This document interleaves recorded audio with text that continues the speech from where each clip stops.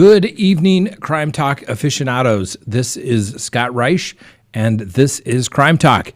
Thank you for tuning in. It's always nice to see when we have people waiting for us to go live, and we like to be on time as much as possible. So thank you for tuning in.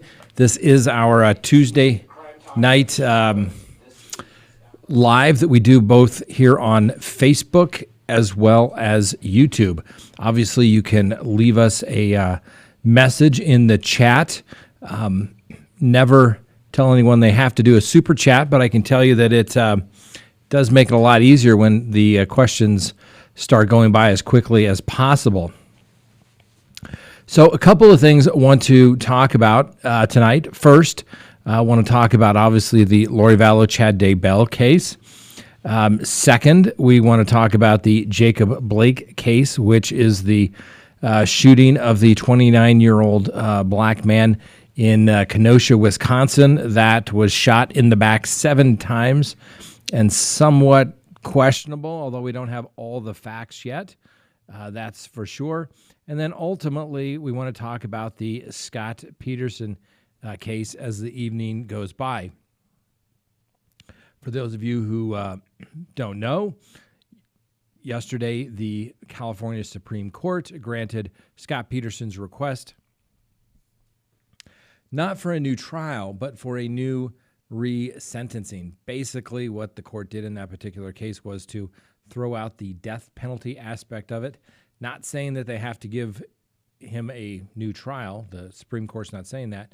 They're just simply saying, if you are going to want to put him to death, basically you have to do the sentencing phase all over again. Now, think about how difficult that would be for the state, that they would have to come back and basically redo it all over again all these years ago. That would be very, very difficult. So, first on the docket, let's talk about Lori Vallow, Chad Daybell. Obviously, Chad Daybell was arraigned, and we have a jury trial date now set in early January, which is scheduled to go for 3 weeks. Coincidentally, when I was going through doing some show prep, the misdemeanor case for Lori Vallow, not the felony case relating to the tampering with evidence and delaying of evidence, but that trial is also set in early January, more towards the end of it. But the prosecutors are going to be busy for sure if they're in trial and they have another trial coming. Now, we did discuss this issue earlier today on our video podcast that we put out today. And a lot of people said, no, Lori Vallow has had her date changed. And so when I was doing show prep, I went back and looked, and the only thing that I could find is that her arraignment is still set for the 27th at 1:30 p.m. If somebody else has something different than that, feel free. Please let me know. It's always possible, but I'm looking at the official court filings, and there's nothing on there. Now, Mark Means has filed a request to ask for additional time so that he can file a motion regarding transfer for trial to 60 days after the initial appearance. I'm not sure that's permitted under the Idaho criminal rules, specifically Rule 21, when I was reading that, and looks like it has to be done, for the most part, according to the transfer. It must be made at or before arraignment or at any other time the court or the rules prescribe. Well, in that particular case, there's been no order granted, so it would seem as though that needs to be done before he gets to arraignment, if he either wants to transfer the case as it relates to basically a change of venue or to disqualify a judge. And I'm not really sure why Idaho does this, where you get to disqualify a judge kind of for your own personal preferences. Man, wouldn't that be nice if you got to go judge shopping like that? But apparently that's what you get to do in Idaho. All right, so that's what we want to talk about first tonight. For those of you who are not familiar with our show, who have not tuned in before, my name is Scott Reisch. I am a practicing criminal defense attorney. We started this program almost 2 years ago, if you can believe that, discussing originally the Christopher Watts case. And really, it was more out of frustration when I saw these individuals on the TV saying what was going on in that particular case, and they were getting it completely wrong. Not because I think they were trying to get it wrong, or they just didn't know. And along the way, we've tried to get it as correct as possible, which I think we always have. And if we have not, I'll come out and say I was wrong. I can do that. Sometimes all you can do is make the best decisions you can with the information that you have, bottom line.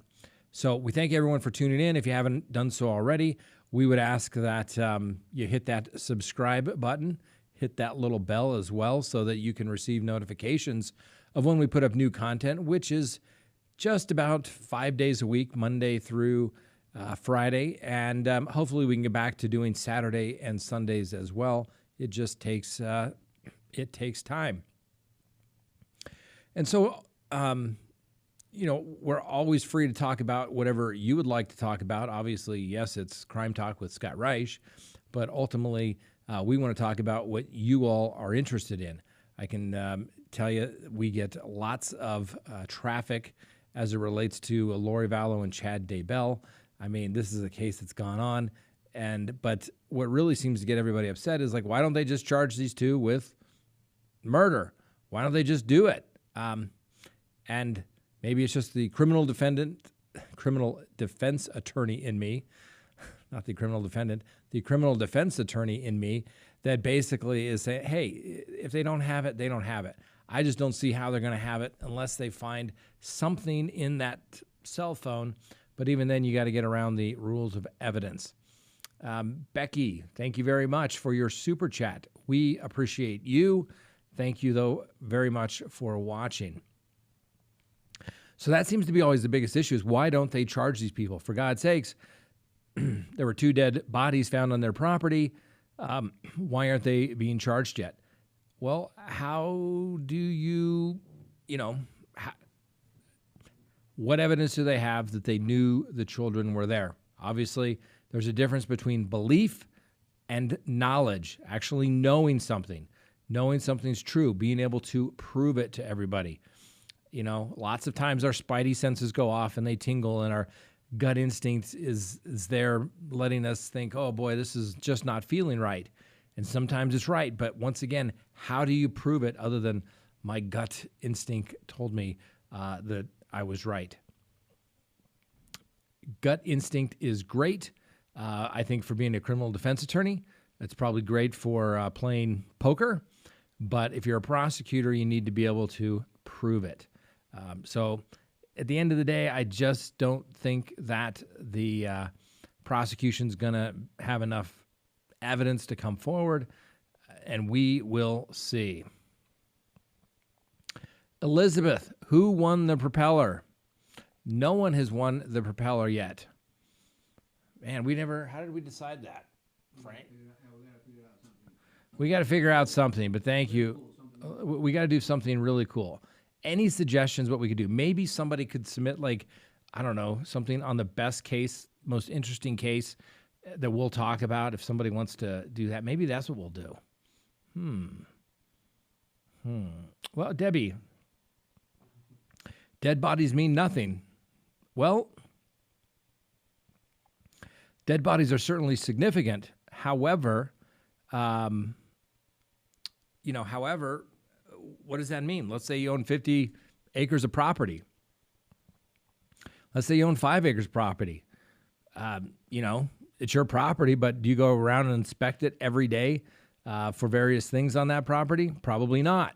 So if somebody finds a body like we often talk about, and hear about on our cold cases that we discuss here, it's usually a body found out in the woods on somebody's property. Just because it's there, does that mean that the owner is responsible for it? I mean, no. And you got to look at the circumstances surrounding each particular case. But just because the body's there doesn't prove that the owner had something to do with it. I get it. I understand. It's common sense. But you have to think like a lawyer. And that's frustrating sometimes. I get it, because you think, but we know he did it. We know they did it. Why can't they just charge him? Well, that's what our system is set up to do, to give the presumption of innocence and make the prosecution always have the burden, which makes sense. If I accuse somebody of doing something, if I'm making those allegations, I should be the one that actually has to back it up. Our system of government, our system of laws in this particular case, as it relates to criminal law, the government always has to prove the case. They're making the allegations. They have to prove it. That's why everybody has the right to remain silent. You don't have to prove anything. The government always has to do it. So we shall see. Now, Joker is telling me that Lori Vallow has been changed to September 10th at 9:30. I don't necessarily disagree with that. I'm just looking at what I have in the court record, and I have not seen anything. So maybe that order will be coming up. We'll take it at that. I thought it was the 27th. Frankly, I'm all about let's move these cases forward. I still think as a criminal defense attorney, one of the best things that you have available for you is the element of making the government prove it. The government is like a big steamroller, okay? You know, the kind you sit up on top and you smooth out all the asphalt. It's got those big wheels. Yeah, it's kind of slow getting going, right? But once that thing is rolling, you don't want to step in front of it. So why give the government more opportunity to get ready? But as you've noticed, one of the attorneys for the defense is a criminal defense attorney. The other is a civil attorney attempting to practice criminal law. What do civil attorneys like to do? They like to delay, and they like to never to go to court. Mr. Pryor is like, let's set it for arraignment. Let's do this thing. Because I think deep down he knows they don't have much to prove it beyond a reasonable doubt other than the allegation, which is not evidence in and of itself. Okay, soccer mom. Scott, you said in your video that she was allegedly pregnant. You're right. She was actually pregnant. Thank you for correcting me. That's what I love about our subscribers and our viewers, is that if I make a mistake, they will let me know about it. I appreciate that. We want to get it right. And if I misspoke, it's always possible. Every now and then you say something, you're like, did I say that? Sometimes it's the way it works. Let's see. Miss Chicky 007. Thank you for the super chat. Keep it up. Thank you for watching. We appreciate you. So, I mean, that's obviously the Lori Vallow, Chad Daybell. I personally think if I was a betting man, the individual that would have the best chance of being acquitted at this point, if I was making the odds, is I would say Chad Daybell. Just saying. I think he's got a better attorney. I know the man's got some issues, had a case, whatever. I will take experience any day. There's a huge difference, ladies and gentlemen, between a civil litigator and a criminal defense attorney. A civil litigator is all about, I want as much, they never want to go to trial. They want to know an answer to everything. Sometimes the best thing you have as a criminal defense attorney is the element of surprise, saying, let's go do it. Let's go figure out what they're going to say and see who can react the quickest, the fastest on their feet. I think, let's hope Mr. Means does his best for his client. We certainly want that. We do not want any claims of ineffective assistance of counsel in any way. However, not instilling trust and confidence with me in any way. He has just shown that he is a bumbler at every stage of these proceedings, in my humble opinion. So, Jane Ray, what's the max penalty Chad could get now? Well, the 2 felony counts carry up to 5 years. Let's see if we can go to the actual complaint here, because I don't want to misquote, save somebody for having to do it themselves. Let's see here. I want to double check this because I want to make sure. I believe it was 5 years. That's right. Conspiracy to commit destruction, alteration, or concealment of evidence. Maximum punishment, 5 years in prison and up to a $10,000 fine. And then count 2, also conspiracy to commit destruction or alteration of evidence, carries up to 5 years and a $10,000 fine. So I was looking at a maximum of 10 years in prison. Same thing with Daybell, but then she has the other case that originally started out as the abandonment case, and then it turned into, the misdemeanor counts of influencing her friends and lying to the police, which are all misdemeanors at this point. Frankly, I don't even know why at this point the prosecutor is keeping this case afloat. He should probably just let it go and stick. Yeah, originally it was the desertion. That one actually carried 14 years in prison for desertion. So they have resisting and or obstructing an officer. That's a misdemeanor, up to a year in jail, $1,000 fine. Solicitation, 6 months in jail, $1,000 fine. Contempt, 6 months, $1,000 fine. So in the misdemeanor case, Lori Vallow has, she's looking at 2 years. Wow. So she's looking at 12 years. Daybell is looking at 10. And that's if they were given consecutive sentences, which more than likely they would be, since you have separate victims and it's involving children. And most people would realize that we're on the bench that they're probably not going to get a murder charge out of this particular case. So that's where we stand. All right. So here we are, Tuesday nights. I appreciate everybody tuning in. As we said, we want to talk about Lori Vallow. We want to talk about the Jacob Blake case. And as always, though, we like to take care of our sponsors. That's right. And if you go to CrimeTalkSearch.com, you can sign up for a background subscription service, put in as many names as you want anonymously, search millions of public records here in the United States, and a report is literally generated while you wait. It will have social media information, phone information, email information, criminal history, property records, marital records, sex offender registry, you name it. Those are the type of things that you want to know about a person that you're getting involved with.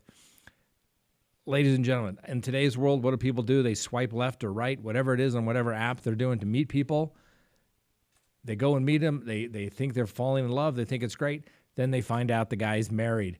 They find out, that he's been to prison.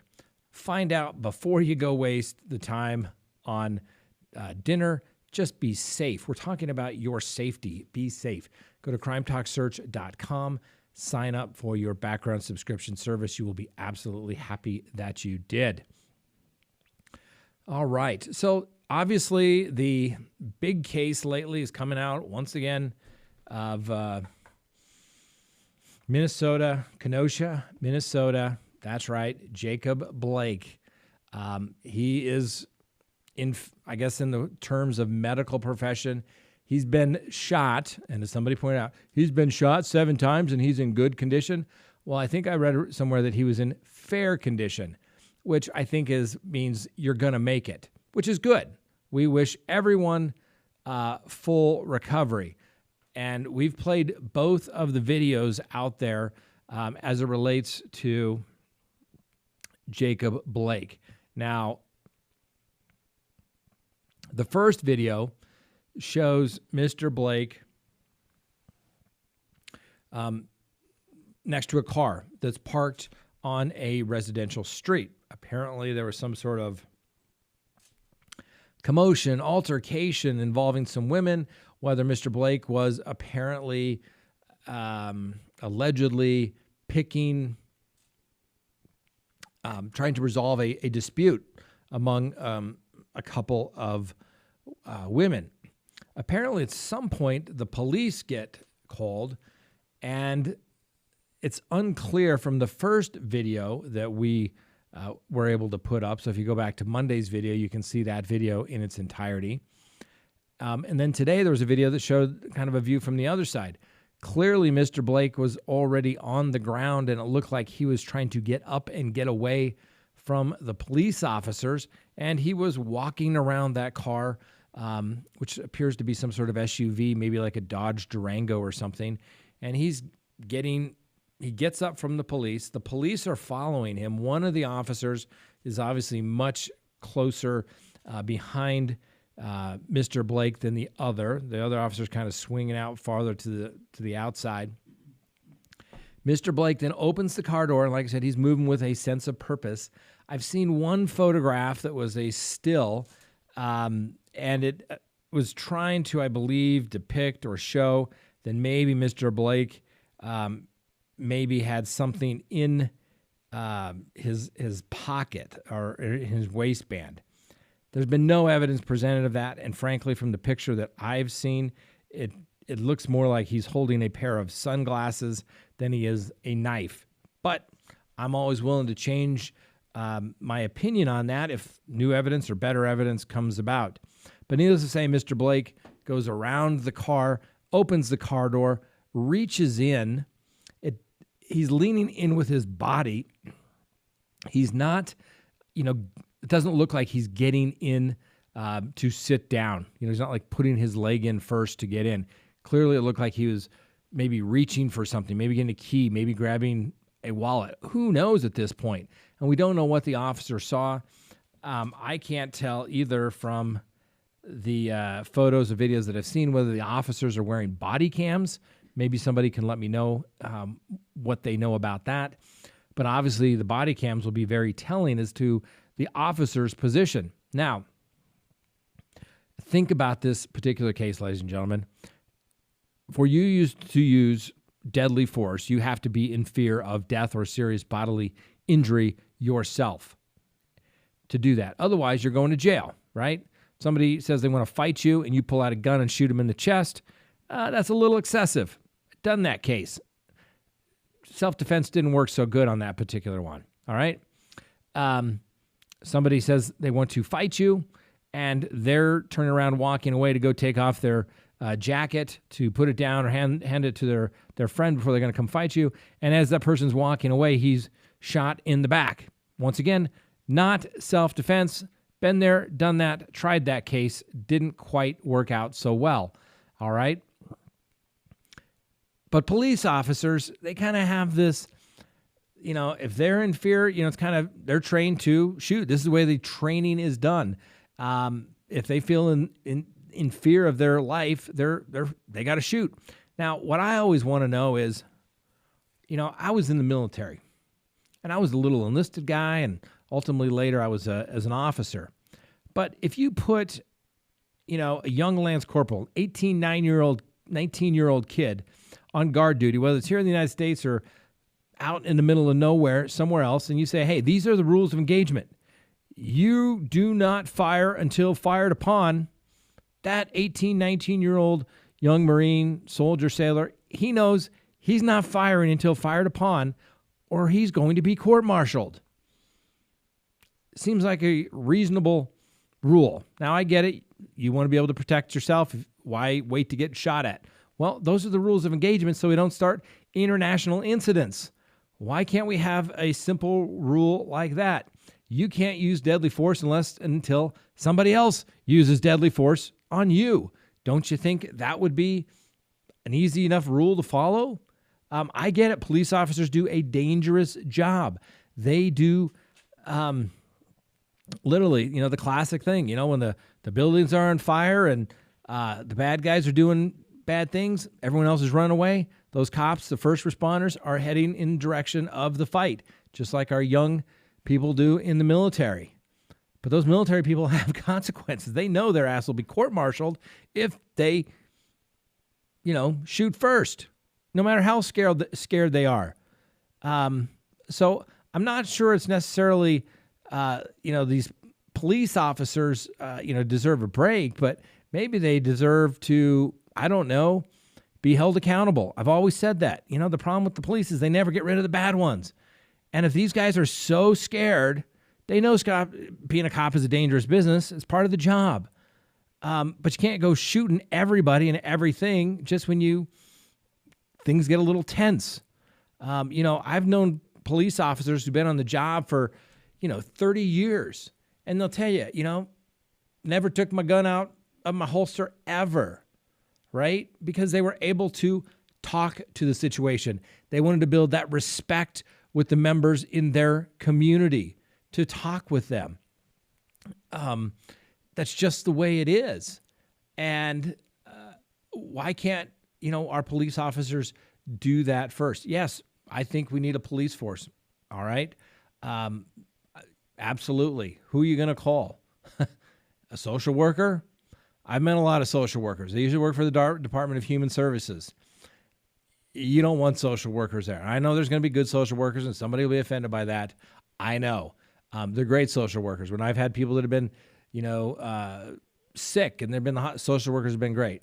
But there's all different breeds, like any business. There's good and there's bad. But the ones, working, taking kids away and all that kind of stuff, we got to be very, very careful about them. But the point is we need police. I don't think we need to go to an all social worker force because there are bad people in the world, okay? You heard it here. You heard it from a criminal defense attorney. There's some people that would say you can always find something good in every person. And I agree with that most of the time. I'd say 99.9% of the time. And in my 25 years, I could probably count on one hand 5 people that were true evil, where you could not find anything of redeeming qualities to them other than say, wow, they were been really polite to me. Sometimes that was a stretch even to say that. So you need a police force. You're still going to need prisons.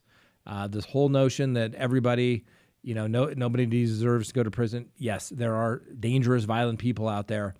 And so for anyone who thinks that's not the case, I say put your money where your mouth is.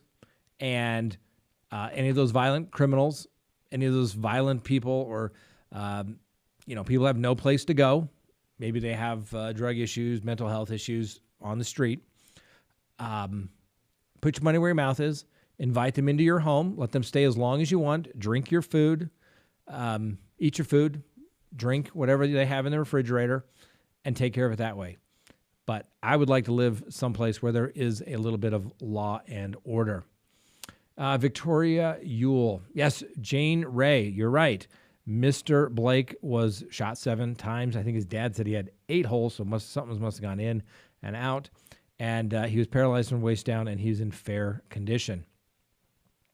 So obviously, Mr. Blake, I'm glad he did not die. His mother came out with a statement today saying he would not condone in any way people destroying other people's property there in Kenosha. It's crazy. One of the videos I saw last night, it was a car dealership, and it said, "We support Black Lives Matters." And literally there's like 4 or 5 cars in the parking lot in complete flames. I just don't get it. And I've said this, and we put the video up, I think Monday it was, our young lady in Chicago that went looting on the Miracle Mile. Go out, protest. I'm with you. Go protest. But as soon as you break something, as soon as you hurt somebody, you're not protesting, you're engaging in criminal conduct. All right? Here in Denver, after months of rioting, now all of a sudden our mayor says we're not going to have these people damaging property anymore. And maybe it's because they're $300 million short because no one will go downtown anymore. They're $300 million short in tax revenue because they won't go downtown because it's not safe. And most of the restaurants are still closed or out of business because we can't do anything. So, Natalie, thank you for watching. Casey Me Too. Sorry, it took me a second there. His kids are going to be traumatized after seeing their dad shot by the, quote, good guys. Hope the city plans on paying for the therapy for them. Casey, me too. Yes, those kids will more than likely be traumatized, terrorized of police officers in the future. And I'm sure the city is contacting their insurance carrier. And if they are self-insured, the attorneys are getting ready to write a check. They're not sure how much they are going to write the check for at this point, but it's probably going to have several zeros on it. I would guess probably enough to make, 7 to be $1 million? Yeah, I'd say at least 7 zeros. And then the question is the digits to come before that. I don't know, maybe a $10, $15 million case, paralyzed. I mean, talk about lifetime of care that you're going to need. Those kids are going to need probably some therapy for sure. Yeah. Regardless of what happens, even if this officer is cleared, whether he's charged, the city's paying money. Do truly believe that. Even if the officer was acquitted, the city's going to pay some money. Just my prediction. We'll see how, we'll see how that goes. 100 Perdido. If you used to pay a cop, they can shoot you. No. Absolutely not. Absolutely not. If a police officer were to walk up to you and say, hey, where are you going? And you say, I don't have to tell you that. Give me your ID. I want to run your ID. And you say, are you accusing me of a crime? No, I just want to see your ID. And you say, no, thank you. And you walk away. That police officer cannot shoot you. Okay? The officers have the same standard. They can't go around killing people unless they think that they are in fear of death or serious bodily injury at that particular moment. No, being a police officer does not give you a license to kill, okay? Now, are you going to be given a lot more leeway, so to speak, because you're dealing in dangerous situations? Absolutely. But like I said, I respect police officers. I do. I just wish the really good ones, and there's a bunch of them out there, would get rid of the real bad ones.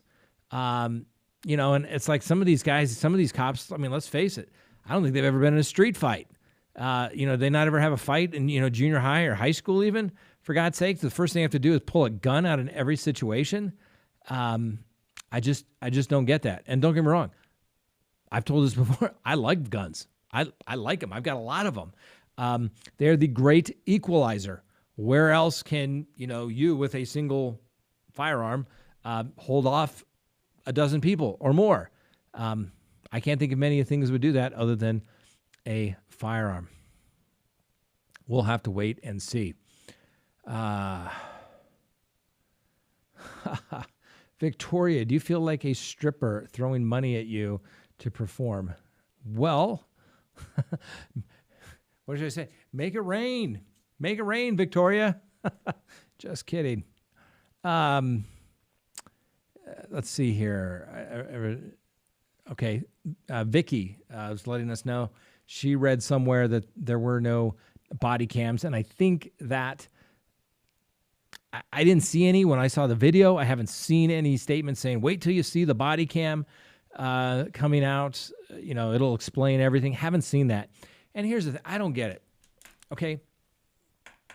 These body cams, yes, they're relatively expensive, but they are the best thing that is going to provide a true and accurate description as to what happened. All right. Now, the George Floyd case, we saw the video originally from the bystander on the street corner. Then we got the videos, the body cam videos from the officers. We have put all of those up. We're not going to tell you what you have to think. You all decide for yourself. You take a look at all those body cams.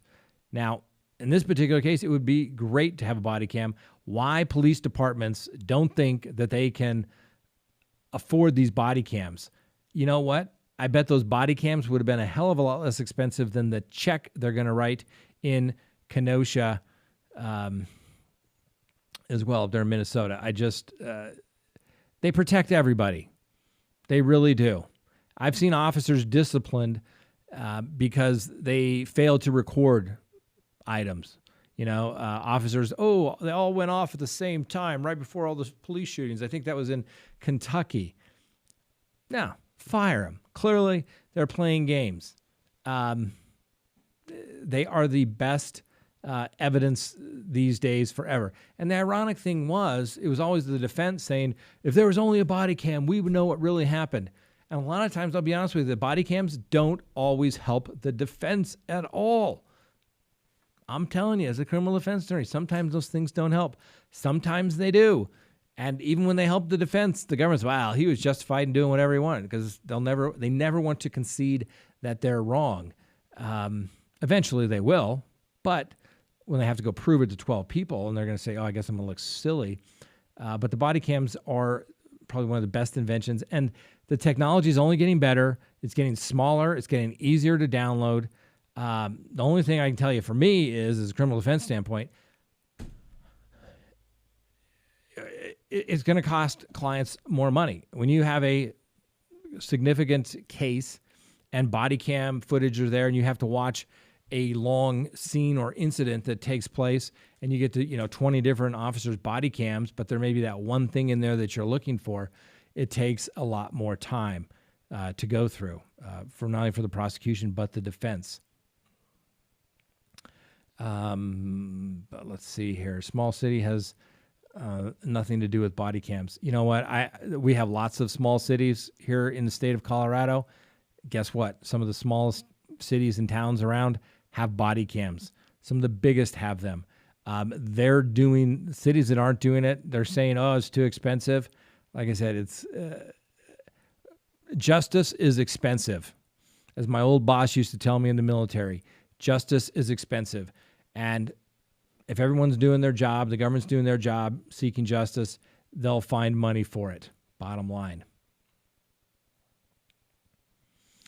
Let's see.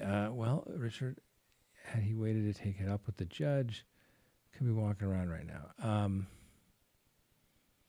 GoPro. Yeah, Jen, you can go buy a GoPro for a couple $100 right now. The body cams are a little more sophisticated, and there's lots of issues that come with it. How do you protect privacy of innocent people? How long do you keep the videos? Those types of things are all important and need to be considered anytime you are talking about a case. All right, so 6:40 or so. So we've talked about the Lori Vallow, Chad Daybell matter. We've talked about the Jacob Blake matter up there in Kenosha, Wisconsin, and Minnesota. Yeah, Minnesota. Anyway, so we've talked about that, the issues that exist there. Those two videos, this is going to come down more than likely, my guess is, to a jury, unless they find some evidence of a weapon of some type that was either on Mr. Blake's person or in his car. I think the officer had better lawyer up. I think he's going to need an attorney. That's just the way it is. Let's see here. Kathy, our police have zero backing by our state government. None. 95% of LE is great, but are you getting assaulted, threatened, shot at by thugs? It's nothing but a super violent atmosphere here. The whole world, I think there's obviously an uptick in lots of violent crime. That's for sure. And which brings us to our next topic, and then we'll talk about Scott Peterson. So we have a new sponsor, and it's kind of ironic the way we found this sponsor was because my home was burglarized. That's right. It makes you wonder. I had I had an employee once steal a lot of money from me. Not a smart move, right? I'm going to get you. That's what he should have been thinking, but he didn't think that. The other thing is, who would burglarize a criminal defense attorney's house? How stupid is that? Because if I find the little punk that did it, that stole our bikes, I will hunt you down like the little animal that you are, and I will make sure that you pay. It's for the principle of the matter. You don't go into other people's homes, even their garages, and take things, right? Well, the good thing that's come out of it is that I used to have a security system, and guess what? It wasn't working because all the little batteries didn't get charged, and you can't get anybody to come out and service it. So guess who's gone? That's right. A big company starts with an X and ends with an entity. That's right. They're gone. Who are we using now? SonaSafe. That's right. This is so simple. You literally get this alarm panel. You plug it in. You connect it to your Wi-Fi system. You plug in the cameras, and bam, there you go. You're set up. This takes just a few minutes. Now, yes, does this cost a few dollars? It does. But how much is the safety of your family worth? All right. We have my place now set up like Fort Knox, because if they were daring enough to come into my yard and go into my garage, next time they'd be daring enough to go into my house. Now, that would be a very big problem for them because we have Make My Day here in Colorado. But with SonaSafe, it's amazing. You plug it in. You don't need all those sensors around your windows, around your doors that ding every time you come in and out that require batteries. No, you simply plug this in. There's no glass sensors or broken glass sensors that you need. You don't need motion detectors. It picks everything up automatically. It's monitored. You can do this and you can go back and see. Police can be notified. You plug it in, power it up, and complete peace of mind. I have one of these. We have about 5, waiting on one more camera to have 6. The place is literally, this is military grade technology with the sensors. They know what's going on. It alerts somebody. It alerts you. You can control it remotely. It is great. Go to CrimeTalkAlarm.com and check out Sonicare. This is an investment in your family, in their protection. You will be so satisfied. I'm telling you, it's a great feeling knowing that everything's covered. And if somebody comes in, you're going to get them on camera. And guess what? I'm going to find that guy that stole my bikes. I'm going to get it.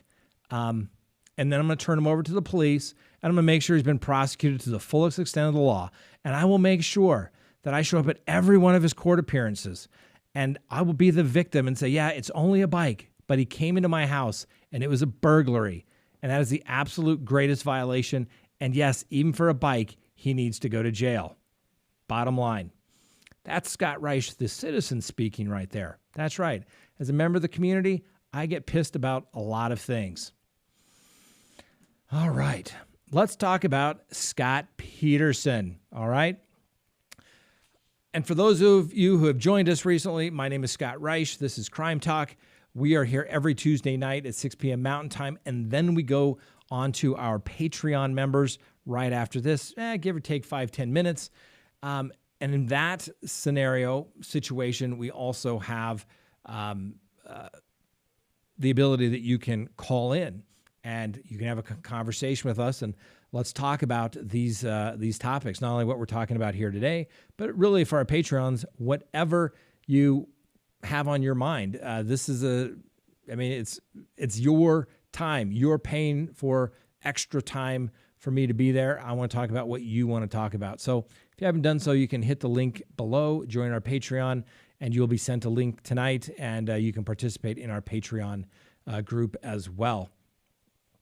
So let's talk about Scott Peterson. That's right.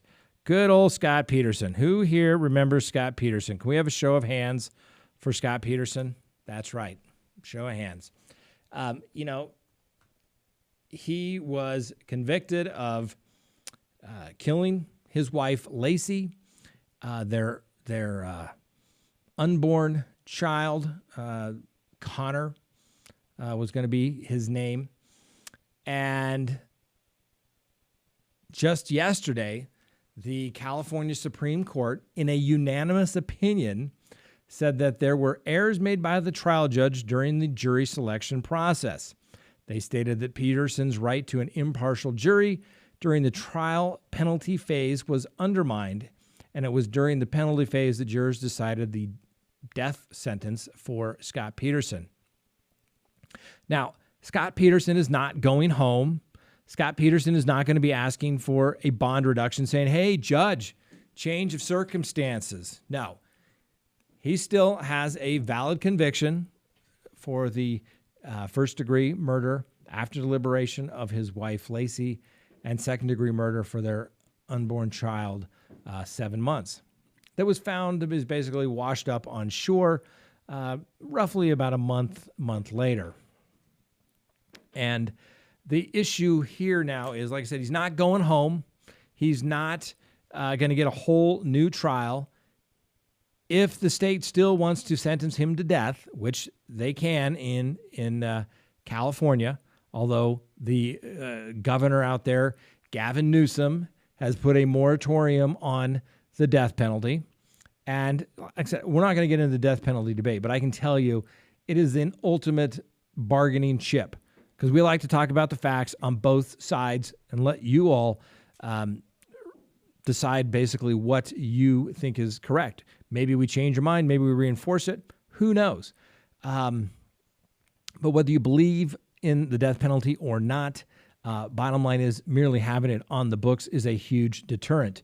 But if you don't use it, obviously there is no deterrent, because everyone's like, okay, so let me understand this. If I commit one murder, I get the death penalty. I could commit 25 murders and I could get the death penalty or not.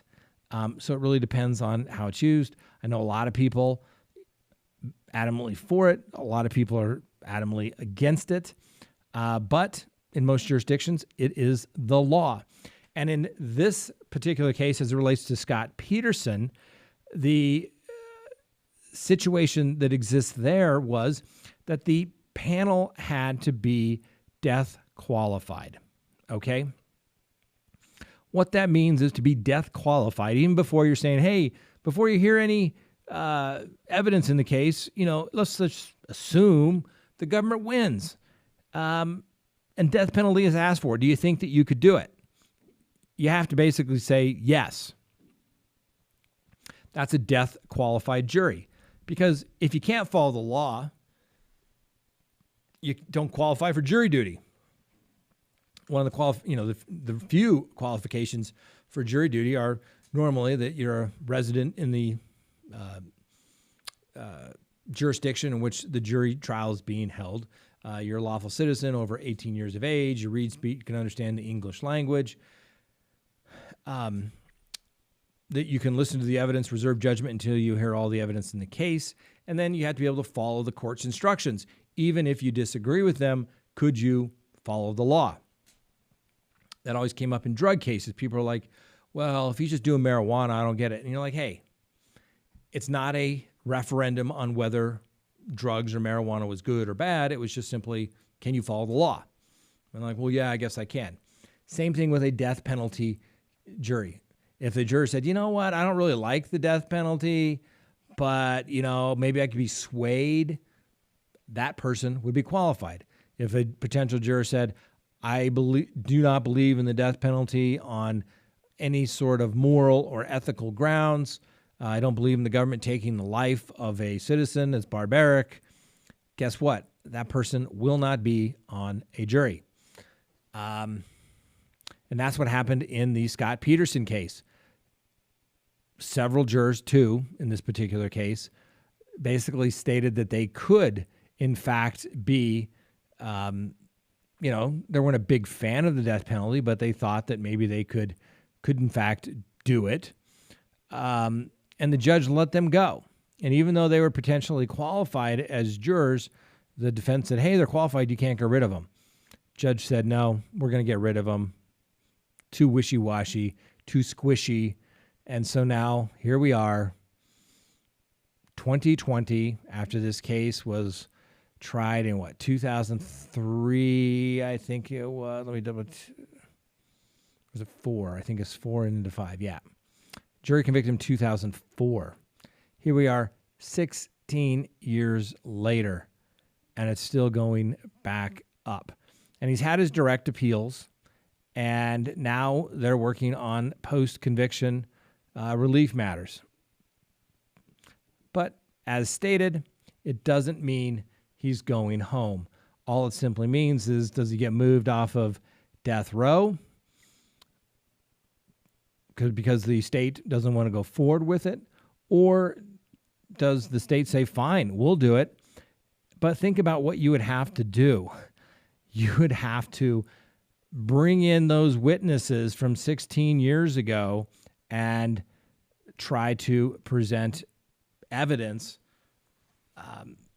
all the aggravating factors about the case. That would be more compelling than reading a transcript, wouldn't you think? And then it also would give the defense an opportunity to claim that he was, in fact, innocent. And there's kind of a growing little fan club, I wouldn't say, but a lot of people that are questioning the doubt as it relates to the conviction of Scott Peterson, because there are people, witnesses, that say that they saw Laci Peterson at home after the time that the government didn't believe that she was still alive, that she was in fact deceased. And so there's several witnesses that have come out as it relates to that new evidence, or evidence. Really what they're saying is that the trial counsel, Mark Garagos, was in fact ineffective for not bringing forward that evidence to try to show that somebody else, in fact, killed Laci. And obviously, Scott Peterson was being framed. Isn't it obvious? That's what people are looking at.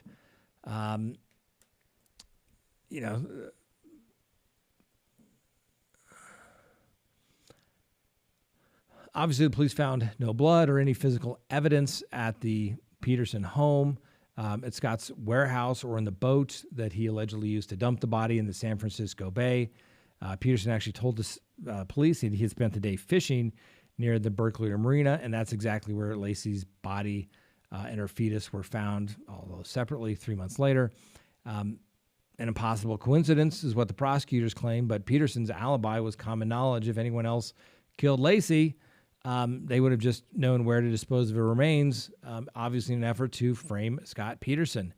That's the theory. And then there are at least 24 neighborhood witnesses who reported seeing a pregnant woman who they believed at least looked like Laci walking the dog later that morning after the prosecution had claimed that she was in fact dead. Now, the police dismissed these Laci sightings as not being credible, with very little follow-up. However, some of these witnesses include the Peterson's regular postman, which seems to corroborate a lot of the accounts. Apparently, to the postman, the dog that they had, Mackenzie, always barked when he delivered the mail, and the postman stated that on Christmas Eve the house was quiet, which means that no one was at home. So according to the timestamps on his digital scanner during this time frame, there were many sightings of Laci as well as the walking the dog after Peterson left the house. He wouldn't have been able to do so and still been able to commit the crime. So, ladies and gentlemen, I mean, oftentimes, think about it. The news media can get very hyped up about things and can mold the story as though they would like to see it. I'm not saying Scott Peterson is guilty. In fact, obviously the jury and the courts have looked at his conviction. He got hyper due process because it was in fact a death penalty case. They looked at it. He got some of the best attorneys that money could buy, best appellate counsels out there. And, they've looked at it. Here we are 16 years later. People are still coming forward saying, nope, Laci Peterson, saw her. She couldn't have done it. The time said she was dead. Not so. We saw her around the house. If you can't trust a postman, who can you trust, I guess? I don't know. We'll see if that ever comes to any type of fruition whatsoever. I simply do not know. Let's see here. J. N. Onders, being a juror gives you a completely different view. I agree. There are lots of people that look very guilty in the press and what the district attorney's offices put out, but it's not the way the evidence is presented or way it comes out at all. And, people are like, how could they find him guilty? Well, they didn't hear the evidence. Okay. I will never second guess a jury on what they decide. They're the ones that heard the evidence. They're the ones that judged the credibility of the witnesses and made the decision based upon the evidence presented or the lack thereof by the prosecution. 100 Perdido. Scott, have you ever had a client you thought was actually innocent? Yes. Many, many, many, many clients have been actually innocent. And I had one case, I don't think I'm speaking out of school here at all, but it kept me up for a long time. This person was a professional. He was accused of doing something with a woman. For let's just say, lack of a better term, both of their significant others were out of town, and the female in that particular case, after engaging in being intimate, went upstairs, came back, literally opened the door and said, "You raped me." My client's like, "What are you talking about?" Right? Police officer comes 3 days later. "Yeah, I cleaned up the place. She left all her stuff here. Here's her earrings if you want." I mean, I swear to God, the guy was absolutely innocent. I watched her video probably 100 times. Didn't believe a word of it. Made no sense. I begged the district attorney to look at it. It doesn't make sense. I begged her. Didn't make sense. We cross-examined her at trial, the accuser. Halfway through, after we've seated the jury, gone through two witnesses, cross-examined the victim in this particular case. My client doesn't know whether he's going home tonight, going back to work. He's taking vacation time off. He hasn't told anybody, including his parents, but he's looking to spend the rest of his life in prison. And finally, the district attorney comes out after lunch, and there's a motion to dismiss sitting on my chair. A simple allegation just like that put a client's whole life in jeopardy because somebody didn't want to tell their significant other that they had done something that they shouldn't have been doing. Real story. So yes, I've had lots of clients that were actually innocent. A lot of people usually do something to put themselves in that situation, but maybe not necessarily charged with what they were doing. I had a client literally 3 years ago, double homicide, not guilty, swore up and down he was innocent, wasn't there, didn't do it. Everybody knew it in the courtroom except the two prosecutors. The judge knew it, the jury knew it, and they took less than 2 hours after a 7-day trial. So yeah, I've had lots of clients that I thought and believed were actually innocent. And that's what most people don't realize, that all it takes is a allegation to start the process.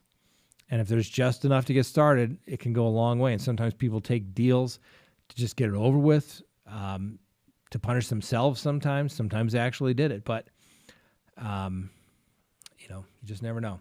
So yeah, I've had lots of clients that have been actually innocent. And you always get asked the question, how do you represent guilty people?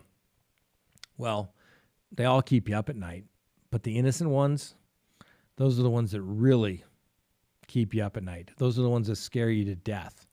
Because what if you lose? What if you don't ask the right question? What if you fail to call the witness? What if you did something and an innocent person goes to prison for the rest of their life? That's why criminal defense attorneys are there. Yes, There are lots of guilty people that go through the criminal justice system. No one's going to deny that. Maybe they're accused of lots of things. Maybe they did something close to what they're charged with. Maybe they deserve to go to prison. Maybe they don't. But the reality of it is that the criminal defense attorneys that are out there defending everyone's constitutional rights on a daily basis, right? Spending their weekends when they should be with their family at the jail, seeing clients, letting the clients know that somebody cares for them, is thinking of them, all right? Maybe you should be going on a vacation, or you've canceled a vacation, because I've done that many a time because I had something come up at court, or the judge said something, and I had to be there, and I couldn't or didn't want to let somebody else handle it. Because the reality of it is, ladies and gentlemen, if we let the government railroad guilty people, they will start doing it to the innocent people as well, because they think they'll be able to get away with it.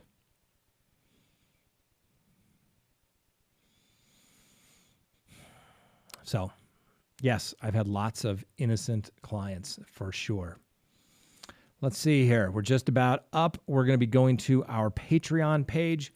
Want to thank everyone for tuning in here this evening. If you'd like to join us on Patreon, please do so. We'll send you a link, and we will also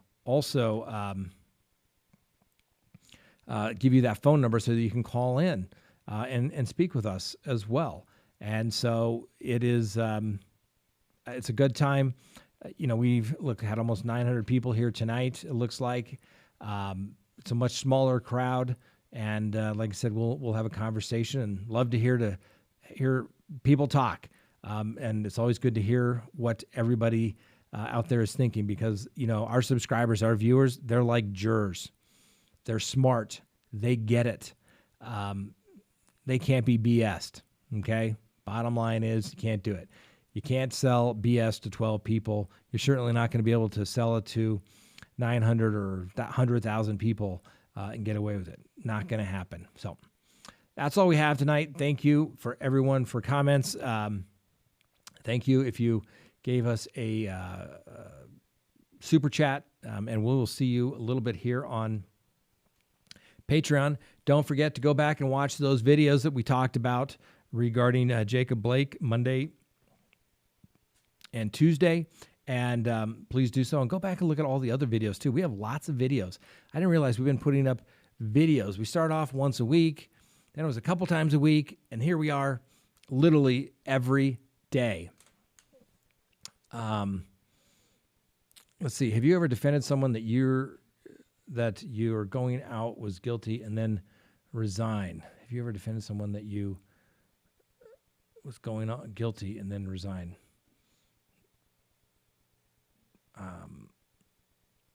No.